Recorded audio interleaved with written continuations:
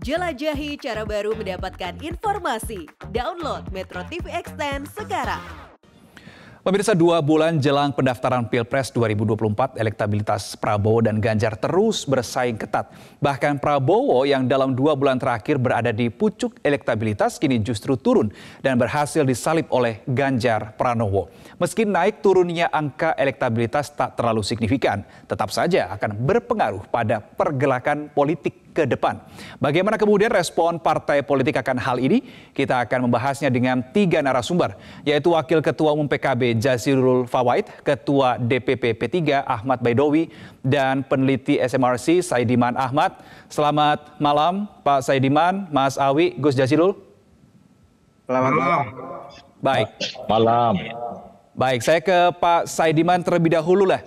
Untuk tahu bahwa kita kan seperti yang kita dengarkan bersama, simak tadi informasinya, elektabilitas Prabowo turun 4,2% dibanding hasil survei SMRC periode sebelumnya. Ini faktornya apa saja, Pak Saidiman? Iya, memang kita ada survei yang kita lakukan pada 31 Juli sampai 11 Agustus 2023 dengan sampel yang lebih besar dari biasanya, yaitu sekitar 5.000 responden dengan respons rate 85%. Memang kita menemukan hasilnya kalau kita bandingkan dengan sebulan sebelumnya, ada peningkatan suara pada Ganjar Pranowo, sementara pada Prabowo Subianto mengalami penurunan, betul tadi, dari 37,8% menjadi 33,6%. Sementara Anies Baswedan sedikit melemah, tapi lebih cenderung stagnan ya dalam sebulan terakhir. Kalau ditanya faktornya apa, mungkin ada sejumlah faktor ya. Tetapi kalau kita lihat misalnya pada pergerakan Prabowo Subianto yang cukup mengejutkan ya, bahwa dalam beberapa bulan terakhir ini cenderung mengalami penguatan, lalu dalam sebulan terakhir mengalami koreksi. Sebenarnya kalau kita lihat secara secara jangka yang lebih panjang, misalnya dalam 2 tahun, sebenarnya suara Pak Prabowo ini kembali ke posisi semula dalam 2 tahun yang lalu. Misalnya pada survei Mei 2021, kita menemukan elektabilitas Pak Prabowo ketika itu 34,1%. Lalu sepanjang 2022 itu mengalami pelemahan, bahkan sampai ke angka 25%, bahkan sempat disalip oleh Anies Baswedan. Lalu 2023 ke sini itu kemudian mengalami penguatan dan sampai kembali ke sekitar 34%. Jadi kalau kita bisa melihat di sini bahwa ketika suara Prabowo Subianto mencapai 37% bulan lalu, itu kemudian mengalami koreksi. Saya melihat di sini bahwa yang terjadi adalah Pak Prabowo kembali atau pemilih Prabowo yang sempat keluar sepanjang 2022 itu perlahan-lahan masuk kembali ke Prabowo Subianto. Lalu ketika sampai ke angka 34% kemudian mengalami koreksi. Sementara dalam periode yang sama kita melihat Ganjar Pranowo memang secara konsisten mengalami kenaikan ya, dari 25,5% ke 35,9%. Jadi naik sekitar 10% dalam 2 tahun. Sementara Anies Baswedan itu cenderung stagnan, 23,5% ke 20,4%. Jadi ini ada perpindahan suara atau suara yang dulu keluar kemudian masuk kembali ke Prabowo Subianto. Saya kira itu salah satu yang bisa menjelaskan fenomena atau hasil survei yang kita temukan sekarang. Gus Jazilul, bagaimana merespon turunnya elektabilitas capres yang Anda dukung ini, Gus? Ya, tentu kami sebenarnya ketika Gerindra berkoalisi dengan PKB pada tahun yang lalu, itu memang elektoral Pak Prabowo cukup naik karena memang harapan dari kader-kader PKB ketika itu Pak Prabowo akan menjadi presiden dan Gus Muhaimin menjadi calon wakil presiden. Namun ketika usia 11 bulan itu tidak menemukan kejelasan, sehingga pemilih mungkin yang selama ini dari PKB yang memberikan simpati kepada Pak Prabowo ya juga pelan-pelan juga ikut melemah. Oleh sebab itu masuknya partai-partai yang lain, Golkar, PAN, itu kemudian bisa menaikkan lagi angka elektoral Pak Prabowo. Namun yang jelas bagi PKB, hari ini memang yang menjadi fokus terus untuk sosialisasi Gus Muhaimin Iskandar untuk maju di Pilpres 2024. Bagi kami, Pak Prabowo dengan penurunan yang sedikit tentu tidak akan mempengaruhi posisi kami untuk terus bersama-sama dengan Pak Prabowo di dalam satu koalisi. Berarti kalau saya coba tangkap tadi apa yang coba Anda sampaikan adalah faktor cawapres ya yang sampai dengan saat ini juga masih belum diumumkan. Ini yang membuat Anda menganalisa ada penurunan elektabilitas Pak Prabowo. Nanti saya akan tanyakan ke Pak Saidiman soal hal itu, tapi saya ingin lebih dulu membahas soal Ganjar Pranowo, Pak Saidiman. Kalau kita melihat ini kan elektabilitasnya justru naik ya, 5,1%. Nah ini kalau kita melihat elektabilitas Pak Prabowo turun, kemudian elektabilitas Ganjar yang naik, ini apakah naiknya elektabilitas Ganjar karena mendapat limpahan elektoral dari Prabowo? Iya, bisa juga dilihat semacam itu. Kalau di dalam survei yang kita lakukan ini kami menemukan bahwa ada faktor kedikenalan Pak Ganjar Pranowo yang juga meningkat ya. Yang terus mengalami peningkatan. Sementara pada Prabowo Subianto tingkat pengetahuan publik terhadap beliau itu sudah sampai mentok gitu, sekitar 95%.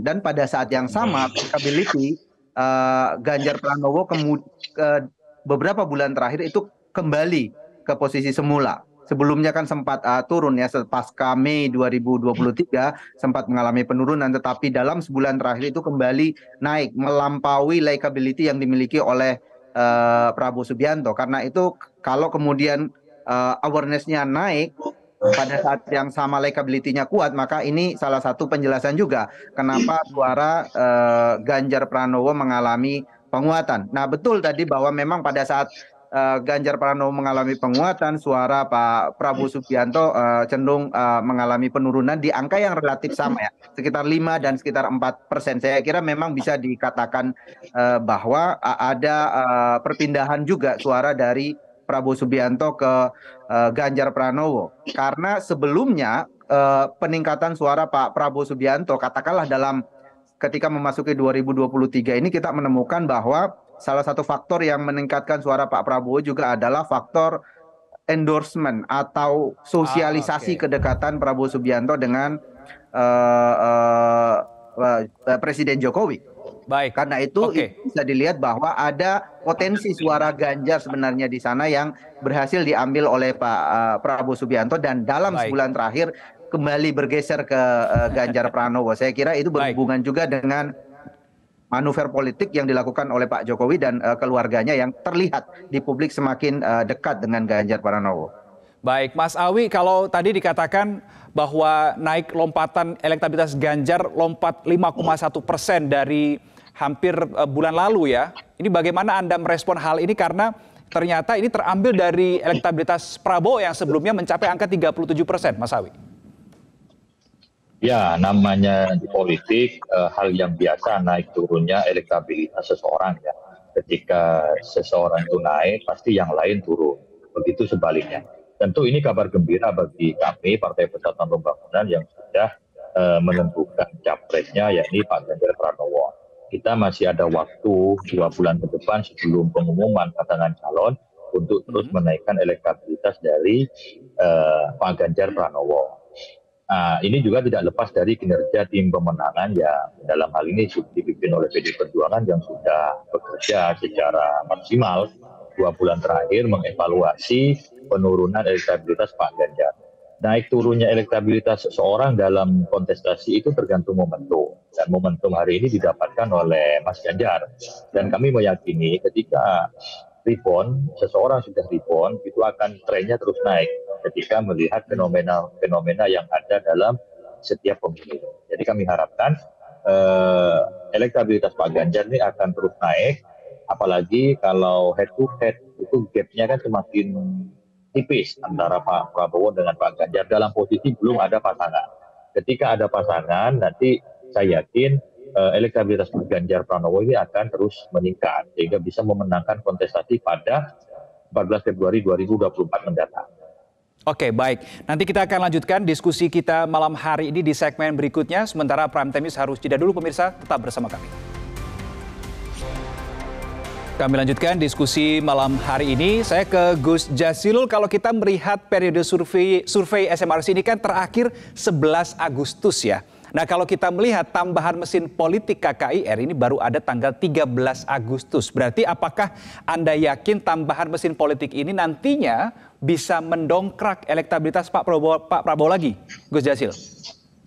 Nah, sekarang ini sebenarnya dilihat dari semua lembaga survei, meskipun hasil dari SMRC itu menunjukkan bahwa elektoral masing-masing calon presiden belum pada angka yang dominan.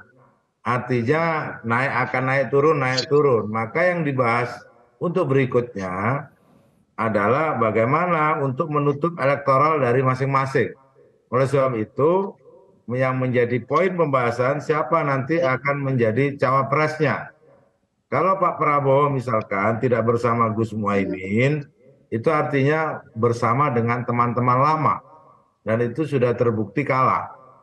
Oleh sebab itu, bagi PKB hari ini akan terus menyampaikan proposal sebagai mandat yang diberikan kepada Gus Muhaimin, bahwa Gus Muhaimin harus masuk di kertas suara Pilpres. Apakah menjadi presiden atau wakil presiden? Apakah masih akan terbuka kemungkinan? Saya melihatnya semua koalisi yang ada belum ada janur melengkung. Belum ada yang dipastikan siapa presiden dan wakil presidennya. Malah muncul wacana baru yang dibuat oleh Pak Sandi akan jadi calon presiden. Itu kan karena mungkin proposal yang disampaikan ke Pak Ganjar nggak diterima. Dan kemudian muncul wacana Pak Anies. Nah, oleh sebab itu dinamikanya akan terus berkembang. Dan bagi PKB misalkan Pak Sandi misalnya betul-betul membuat poros baru bersama Pak AHY, itu akan cukup menarik. Karena akan bertambah lagi poros koalisi. Maka akan jadi 4 koalisi. Kalau terjadi 4 koalisi, makin membingungkan siapa yang nantinya akan terpilih. Dan oleh sebab itu tidak akan misalkan siapapun calon presidennya tidak akan menang dalam satu putaran. Oleh sebab itu proses koalisi yang ada hari ini sesungguhnya lebih pada proses penjajakan semua untuk kemudian memastikan siapa calon presiden dan wakil presidennya. Gus Jazilul, saya penasaran kenapa Anda begitu optimis kalau cawapres Pak Prabowo adalah Gus Muhaimin ini maka bisa mendongkrak elektabilitas. Kenapa Gus? Ya tentu karena itu saling melengkapi. Pertama PKB itu adalah partai Islam terbesar, partai berbasis Muslim terbesar, berbasis Muslim moderat. Yang kedua basisnya jelas ada di Jawa Timur dan dua-dua itu tidak dimiliki oleh Pak Prabowo. Oleh sebab itu akan memberikan kelengkapan. Jadi di mana Pak Prabowo tidak kuat di Jawa Timur, PKB atau Gus Muhaimin bisa memperkuat. Di mana Pak Prabowo tidak kuat pada basis-basis Islam moderat, PKB bisa memberikan insentif di Islam moderat. Itu yang menjadi dasar kami dan itu sudah dibuktikan dari pemilu ke pemilu kemarin. Kenapa misalkan Pak Jokowi menang dan kenapa Pak Prabowo kalah ketika itu. Nah itu semuanya bisa bisa dilihat dari track record sejarah tiap pilpres. Oleh sebab itu PKB tetap bersama siapapun akan tetap tunduk pada hasil muktamar agar Gus Muhaimin masuk di suara pilpres. Saya bergeser ke Mas Sawi. Kalau kita melihat prosesnya ini kan tahapannya Belanda ini kelihatannya masih jauh ya. Elektabilitas juga masih bisa naik, bisa juga turun begitu ya. Strategi seperti apa nih akan dilakukan oleh P3, PDIP, koalisi Pak Ganjar lah pokoknya untuk mempertahankan supaya elektabilitas Pak Ganjar ini nggak anjlok lagi? Ya, sebagaimana komitmen kami bersama bahwa kita koalisi dengan rakyat. Jadi dalam pemilu presiden itu partai politik itu yang penting cukup memenuhi persyaratan threshold maju sebagai pasangan calon. Selebihnya bagaimana teknis untuk mendekatkan diri kepada masyarakat. Dan apa yang ada di Pak Ganjar, beliau sebagai tokoh yang merakyat dan berasal dari Jawa Tengah, memiliki asosiasi yang dekat dengan Pak Jokowi. Dan itu terbukti dari pergeseran hasil survei baik terakhir dari Litbang Kompas maupun indikator dan juga yang kemarin SMRC. Nah, selalu kami tekankan kepada tim komunikasi di Pak Ganjar, kita harus mendekati berbagai simpul dari masyarakat. Kita tidak perlu khawatir dan tidak perlu pesimis, misalkan jumlah partai yang mendukung Pak Ganjar tetap bertahan hanya 4 partai. Yang terpenting syarat memenuhi threshold terpenuhi dan kerja-kerja konkret di lapangan, menyapa masyarakat secara langsung, canvassing ke setiap rumah, dan itu yang lebih optimal untuk bisa mempertahankan elektabilitasnya unggul di antara figur yang lain. Dan tentu siapa figur pendamping dari Mas Ganjar itu juga akan menambal kemenangan dari Pak Ganjar. P3 sendiri hasil rapimnasnya kan merekomendasikan Pak Sandiaga Uno yang terbukti di beberapa lembaga survei menempati posisi teratas ketika dipasangkan dengan Pak Ganjar. Oke, tadi Pak Saidiman mengatakan bahwa menyinggung soal faktor endorsement Presiden Joko Widodo. Ini artinya apakah Pak Jokowi masih menjadi figur sentral, figur penting untuk hal elektabilitas baca pres itu, Pak Saidiman? Iya, tentu ada banyak faktor ya. Hanya saja sekarang ini Pak Jokowi cukup kuat pengaruhnya. Pertama, karena approval rating terhadap pemerintahan Pak Jokowi ini begitu tinggi, itu di atas, bahkan di atas 80% ya di dalam beberapa survei belakangan. Ya, ini menyebabkan kemudian publik berharap, memiliki harapan yang sangat besar untuk kemudian adanya keberlanjutan dari kinerja pemerintah yang sekarang dinilai begitu positif oleh publik. Karena itu asosiasi dengan Pak Jokowi ini menjadi penting di mata publik. Selain itu juga sebenarnya ya Pak Jokowi sebagai presiden kan memiliki power gitu ya, memiliki kekuasaan, dia seorang presiden gitu. Karena itu juga dari sisi itu juga penting. Tetapi selain itu saya kira pentingnya endorsement dan manuver politik yang memperlihatkan kedekatan dengan Pak Jokowi ini tentu juga tidak sepenuhnya, tidak seluruhnya itu menjadi faktor. Ada faktor-faktor lain di luar itu. Salah satu yang terpenting adalah bagaimana figur capres itu sendiri dinilai oleh publik, seberapa meyakinkan misalnya.